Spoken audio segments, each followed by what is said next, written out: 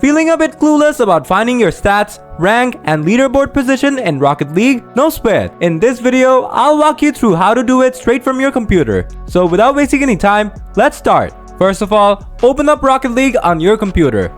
Once the game loads up, click on Profile from the left side menu. Next, click on Career from here. Now, to view your gameplay statistics, click on Stats from here. And this informative window will pop up. Here, you will find how many matches you have played, your win rate, how many goals you scored, the time you have played, your wins, and many more. Just scroll through the list and find the info you are looking for. Next, hit the back button.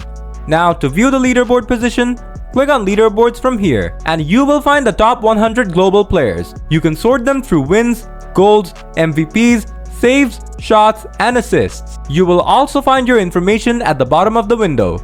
Now go back to the previous window. To view your ranking, click on League Rankings. Here you will find the top players based on their skill rating. You will also find your ranking near the end of the window. So that's it. That's how you find your gameplay stats, ranking, and leaderboard position in Rocket League on your computer. If the video was useful, smash that like button. Want more Rocket League tips and tricks? Subscribe to the channel. As always, thanks for watching and I'll catch you in the next one.